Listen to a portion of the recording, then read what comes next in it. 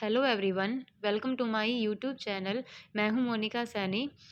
हमने NPO chapter को start किया हुआ है, तो आज हम इसको आगे कंटिन्यू करेंगे।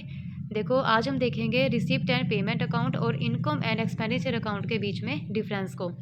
फर्स्ट डिफरेंस है नेचर। ये तो हमारा जो रिसिप्ट एंड पेमेंट अकाउंट होता है, ये तो सिमिलर होता है कैश बुक की तरह, और इनकम एंड एक्सपेंडिचर अकाउंट होता है, ये सिमिलर होता है प्रॉफिट एंड लॉस की तरह। ठीक है।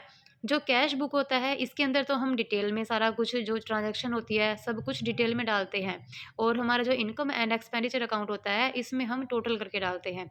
टोटल जो भी हमारा अमाउंट होती है उसको हम टोटल करते हैं और इसके अंदर डाल देते हैं। फॉर एग्जांपल देखो, अगर हमें इंटरेस्ट मिल रहा है, ठीक है, अगर हमें इंटरेस्ट मिल रहा है तो हम अलग अलग मंथ में जितना हमें इंटरेस्ट मिल रहा है, तो कैश बुक में तो हम ये डालेंगे कि इस मंथ में इतना मिला, नेक्स्ट मंथ में इतना मिला। 12 के 12 महीने हमें अलग अलग जो इंटरेस्ट मिलता है उसकी डिटेल डालनी होती है। जबकि जो इनकम एंड एक्सपेंडिचर अकाउंट में जो 12 के 12 मंथ में हमें टोटल जितना भी हमें इंटरेस्ट मिला है उसको टोटल करेंगे और इस income and expenditure receipt and payment account में डाल देते हैं। ठीक है। और ये सिमिलर होता है, हमारा इनकम एंड एक्सपेंडिचर सिमिलर होता है प्रॉफिट एंड लॉस की तरह। नेक्स्ट है साइड्स। इसके डेबिट साइड में हम रिसीप्ट डालते हैं और क्रेडिट साइड में हमारी आते हैं पेमेंट। और इसके डेबिट साइड में आता है इनकम एंड एक्सपेंडिचर अकाउंट के डेबिट में आता है एक्सपेंडिचर और क्रेडिट में आता है इनकम। ठीक है, क्योंकि ये रियल नेचर का होता है। थर्ड है टाइप्स ऑफ अकाउंट। ये हमारा रियल अकाउंट है, debit word comes in, credit word goes out. और ये हमारा होता है नॉमिनल अकाउंट। ठीक है। डेबिट में तो हम सारी एक्सपेंडिचर डालते हैं और लॉसेस डालते हैं, और क्रेडिट में हम सारी इनकम और गेंस डालते हैं। फोर देखो, ओपनिंग बैलेंस।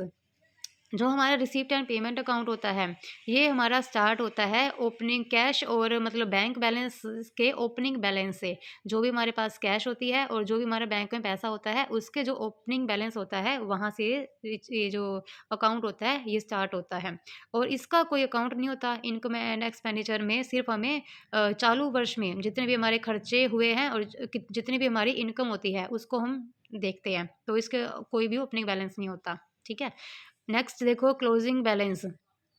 इसका क्लोजिंग बैलेंस में आता है जो हमारा बैंक का बैलेंस बचता है और या बैंक ओवरड्राफ्ट, इसका एक क्लोजिंग बैलेंस आता है। ठीक है। अगर हमारा हमारा फेवरेबल बैलेंस है, हमारे पास पैसा है बैंक में, तो बैंक बैलेंस बचेगा। अगर ऑपोजिट है कि हमें ही पैसा देना है, तो ये हमारा बैंक ओवरड्राफ्ट का केस बन जाएगा। ठीक है, ये हमारा क्लोजिंग बैलेंस होता है। और यहाँ पे जब हम क्लोज करेंगे इनकम एंड एक्सपेंडिचर अकाउंट को, तो डेबिट में तो हमारा सरप्लस आता है और क्रेडिट में हमारा डेफिसिट आती है। ठीक है, यहाँ पे सरप्लस और डेफिसिट का हमें पता लगता है। नेक्स्ट है इसमें जो कैपिटल और रिवेन्यू आइटम्स। देखो, मैंने ये आपको डिटेल में बता रखा है कि जो रिसिप्ट एंड पेमेंट अकाउंट होता है, इसके अंदर दोनों नेचर, जो हमारा कैपिटल नेचर और हमारा जो रेकरिंग नेचर होता है, रेकरिंग नेचर की दोनों ही आइटम आती हैं।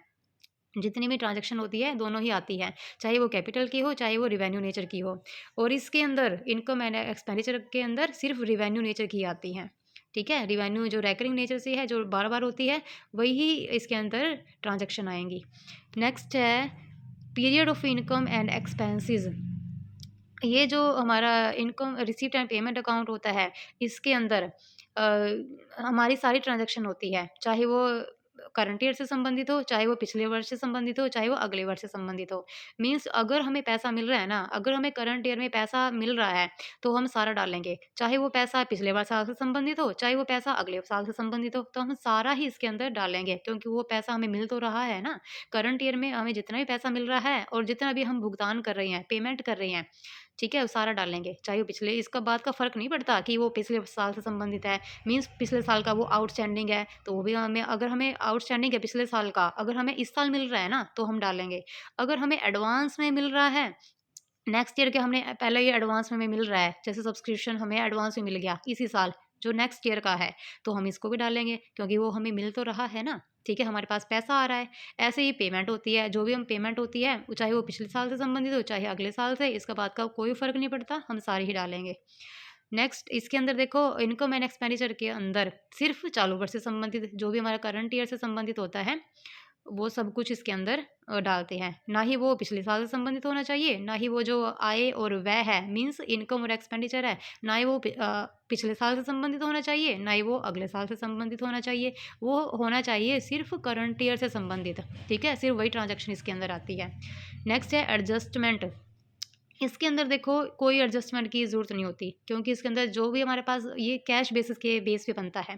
कैश बेसिस का मतलब होता है जितना भी हमारे पास पैसा आ रहा है ना वो हम सब डालेंगे, और जितना पैसा हमारा जा रहा है वो सब डालेंगे। तो इसको कहते हैं कैश बेसिस। बस मीन्स इस बात का फ़र्क नहीं पड़ता है पिछले साल से हो, अगले साल से हो, कैपिटल हो या रिवेन्यू हो, कोई भी फ़र्क नहीं पड़ता, सब कुछ आएगा, बस पैसा हमारे पास आना चाहिए। ठीक है, ये कैश पैसा जब भी हमारे पास जाता है तो हम इसके अंदर ही डालते हैं। और इसके अंदर देखो ये बनता है एक्रूल बेसिस के बेस पे, एक्रूल बेस या अर्जन आधार। एक्रूल बेसिस का मीन्स होता है कि इसके अंदर सिर्फ करंट ईयर का ही आता है, जो भी हमारे पास होता है ट्रांजैक्शन होती है, ठीक है, करंट ईयर से संबंधित ही होनी चाहिए सारी। जो भी हमारे पास पैसा आता है या पेमेंट हम करते हैं वो करंट ईयर से संबंधित होना चाहिए, इसलिए इसके अंदर एडजस्टमेंट हमें करनी पड़ती है। अगर हमारे पास आउटस्टैंडिंग है पिछले साल का, फॉर एग्जांपल के लिए देखो, अगर हमारे पास पिछले साल का आउटस्टैंडिंग है तो वो है तो पिछले साल का है ना, लेकिन अगर वो हमें करंट ईयर में मिल रहा है ना तो हम इसको यहाँ से लेस करेंगे, क्योंकि है तो पिछले साल का, हमें इस साल मिल रहा है तो हमें एडजस्टमेंट करनी पड़ेगी यहाँ पे, मीन्स यहाँ से कट करना पड़ेगा वो जो पिछले साल का पैसा है। और ऐसे ही अगर हमें एडवांस में मिल रहा है 2023 का एडवांस पैसा हमें 2022 में मिल रहा है, ठीक है, तो हम इसको क्या करेंगे, हम इसको भी यहाँ से माइनस करेंगे, क्योंकि ये इस साल से संबंधित नहीं है ना, वो अगले साल से संबंधित है। ठीक है, तो इस साल हमें मिल रहा है इस साल रहा है, लेकिन है वो अगले साल से संबंधित, तो इसको भी हमें यहाँ से लेस करना पड़ेगा। आई बात समझ में? तो यहाँ पे मीन्स यहाँ पे करंट ईयर्स का ही आएगा सब कुछ, तो इसको कहते हैं एक्रूल बेसिस। आई होप आपको समझ में आया होगा अच्छे से। आगे है देखो बैलेंस शीट, जो हमारा रिसिप्ट एंड पेमेंट अकाउंट होता है, इसके लिए जो बैलेंस शीट बनाना अनिवार्य नहीं होता, आवश्यक नहीं होता है, जबकि इसके साथ हमें क्या बनाना आवश्यक होता है, बैलेंस शीट। ठीक है, मतलब क्योंकि थर्ड अकाउंट हमारा वही बनता है ना, इनकम एंड एक्सपेंडिचर अकाउंट के बाद हमारा जो थर्ड अकाउंट बनता है, थर्ड स्टेटमेंट बनती है, वो बैलेंस शीट ही होती है, तो इसके साथ हमें वो बैलेंस शीट बनानी ज़रूरी होती है। नेक्स्ट है देखो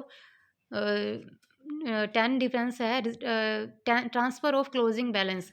जो रिसिप्ट एंड पेमेंट अकाउंट का जो क्लोजिंग बैलेंस होता है उसको हम डालते हैं रिसिप्ट एंड उसमें अब इनकम एंड एक्सपेंडिचर अकाउंट में, ठीक है। और इनकम एंड एक्सपेंडिचर अकाउंट का जो बैलेंस होता है मीन्स इसके अंदर हमारा बचता है सरप्लस और डेफिसिट, तो हम इस सरप्लस और डेफिसिट को जो बैलेंस शीट में हमारा कैपिटल फंड होता है, जो हमारा लाइबिलिटी साइड में जाता है उसमें हम जोड़ देते हैं।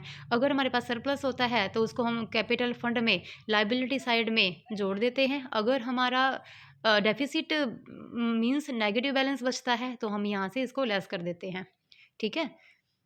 नेक्स्ट डिफरेंस देखो, नेक्स्ट टॉपिक है हमारा difference between income and expenditure account और प्रॉफिट एंड लॉस। अब ये देखो कि इन दोनों के बीच में डिफरेंस क्या है।